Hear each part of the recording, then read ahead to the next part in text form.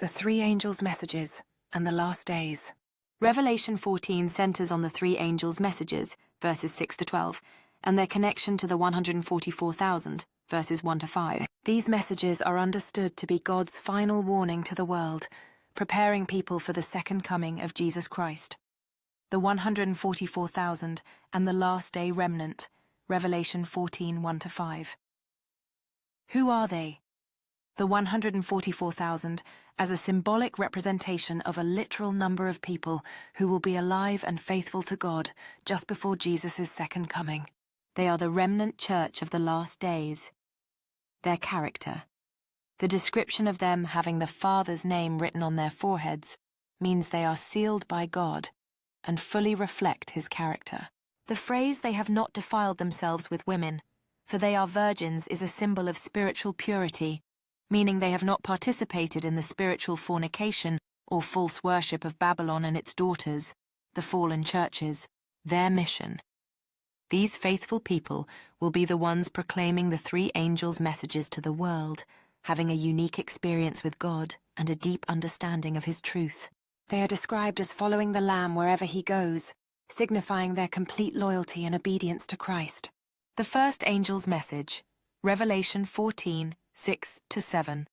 The everlasting gospel. The message begins with the everlasting gospel, which is the good news of salvation through Jesus Christ. However, in this end-time context, it is given with a special urgency. Fear God and give him glory.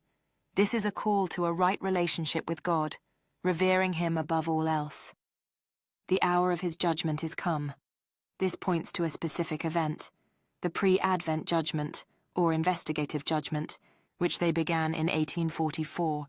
This judgment takes place in heaven before Jesus' second coming and determines who is worthy of salvation. It is a time when God's books are opened to see who has accepted Christ's righteousness. Worship him who made heaven and earth, the sea and the springs of water. This is a direct reference to the fourth commandment, the Sabbath commandment, Exodus 20:11, which calls for the worship of God as Creator. This as a call to restore true worship, which was corrupted by the papacy's changing of God's law, specifically by shifting the day of worship from Saturday to Sunday. This is a central point in biblical teachings, as the Sabbath is seen as a sign of loyalty to God as Creator. The second angel's message, Revelation 14:8. Fallen. Fallen is Babylon the Great.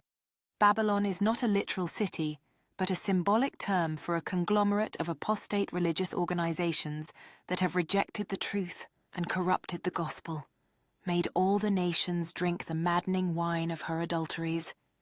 This wine represents the false doctrines and teachings that have led people away from the truth.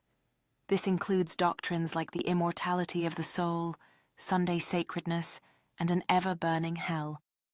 This message is a call for God's people to come out of these false systems and embrace the mark of the beast and worship. This is the most solemn and severe warning in Revelation, the beast of Revelation 13, as a combined religious and political power, specifically the papacy. The mark of the beast is understood as a future enforced false worship system, a direct challenge to God's authority. While its ultimate form is yet to be revealed, it is seen as a sign of allegiance to the beast's authority rather than God's.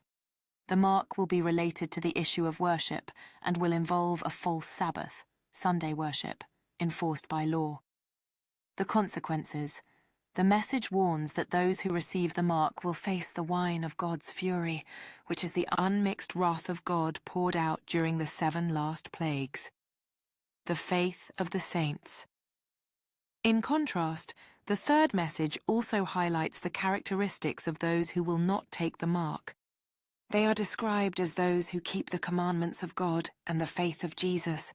This is a key emphasizing that salvation is by grace through faith in Jesus, but that true faith is evidenced by obedience to God's commandments, including the Sabbath, the final harvests.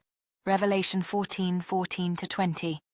The Son of Man with the sharp sickle is Jesus, and the grain that is ripe is the righteous, who are ready to be gathered into God's kingdom. The harvest of the wicked. The second harvest is the judgment of the wicked. The angel with the sickle gathers the clusters of the earth's vine, which represents the ungodly who are ripe for judgment. The winepress of God's wrath symbolizes their final destruction. This destruction is not an eternal torment in fire, but a complete disaster, and final annihilation, chapter 14, is a prophetic roadmap serving as a call to worship the Creator and a clear distinction between those who will be loyal to God. Revelation is a glimpse of the final victory of God's people and the ultimate judgment of the wicked.